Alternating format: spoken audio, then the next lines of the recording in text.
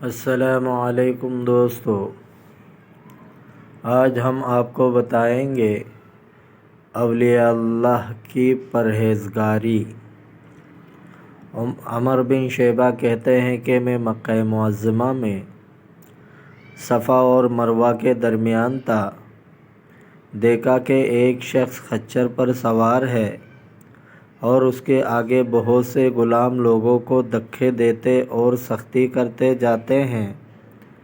پھر بعد کچھ دن میرا گزر بغداد میں ہوا اور محل کے اوپر کھڑا ہوا تھا کہ ایک شخص ننگے سر اور ننگے پاؤں لمبے لمبے بال والا سامنے آیا۔ میں نے اس کو بغور دیکھنا شروع کیا۔ اس نے پوچھا کہ تم کیا دیکھتے ہو؟ میں نے کہا کہ تمہاری صورت کا ایک آدمی میں نے مکہ معظمہ میں دیکھا تھا اور سب پتہ بتلائے۔ اس نے کہا میں وہی شخص ہوں۔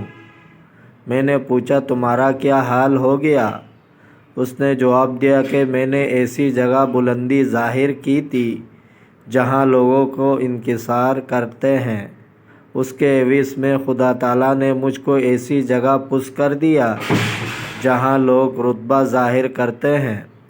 مغیرہ کہتے ہیں کہ ہم ابراہیم رحمۃ اللہ علیہ سے اتنا ڈرتے تھے جیسے بادشاہ کا خوف ہوتا ہے، اور وہ یہ فرمایا کرتے تھے کہ جس زمانے میں میں فقیہ کوفہ کا ہوا ہوں وہ برا زمانہ ہے کہ مجھ سا شخص فقیہ گنا جائے۔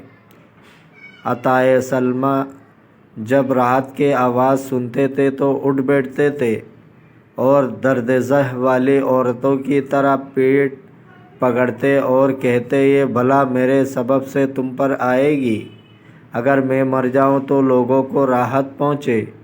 ایک شخص نے حضرت عبداللہ بن مبارک رحمۃ اللہ علیہ کے لیے دعا دی کہ جو تم کو توقع ہو خدا تعالیٰ عنایت فرمائے۔ آپ نے فرمایا کہ توقع بعد معرفت کے ہوتی ہے، یہاں سرے سے معرفت ہی نہیں۔ حضرت سلمان فارسی رضی اللہ تعالیٰ عنہ کے پاس ایک روز اہل قریش فخر کرنے لگے۔ آپ نے فرمایا اگر میرا حال پوچھتے ہو تو ناپاک نطفے سے پیدا ہوا ہوں، انجام کو مردار اور بدبودار ہو جاؤں گا، پھر میزان میں اگر پلہ بھاری رہا تو میں اچھا ہوں اور اگر ہلکا رہا تو برا ہوں۔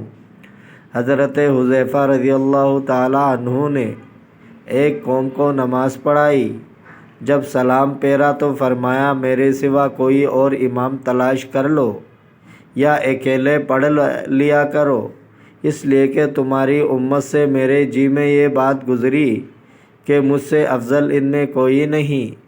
روایت ہے کہ بنی اسرائیل میں ایک شخص تھا، کثرت فساد کی باعث اس کا نام فسادی ہو گیا تھا، اور ایک عابد بنی اسرائیل میں کثرت عبادت سے عابد مشہور ہو گیا تھا، اور یہاں تک عبادت کی تھی کہ ابر کا ٹکڑا اس پر سایہ کیا رہتا تھا۔ وہ شخص فسادی ایک روز اس کے پاس گزرا اور دل میں سوچا کہ یہ عابد عبادت میں مشہور ہے اور میں فسادی ہوں، اگر میں اس کے ساتھ بیٹھ جاؤں تو کیا اجر ہے، اللہ تعالیٰ مجھ پر رحم کرے، یہ سوچ کر اس کے پاس جا بیٹھا۔ اور عابد نے سوچا کہ میں تو عابد ہوں اور یہ فسادی ہے، میرے پاس کیوں بیٹھا؟ اس سے بیزاری کا اظہار کیا اور کہا کہ یہاں سے اٹھ جا۔ خدا تعالیٰ نے اس وقت کے نبی کو وحی کی کہ ان دونوں سے کہہ دو کہ عمل اثر نہ کرے، پہلے عمل کا یہ حال ہے کہ میں نے فسادی کو بخش دیا اور عابد کے عمل باطل کر دیے۔ دوستو، اگر آپ کو ویڈیو اچھی لگی ہے تو لائک کرے، شیئر کرے، چینل کو سبسکرائب کرے، اپنا بہت سارا خیال رکھیے گا۔ ملتے ہیں اگلے ویڈیو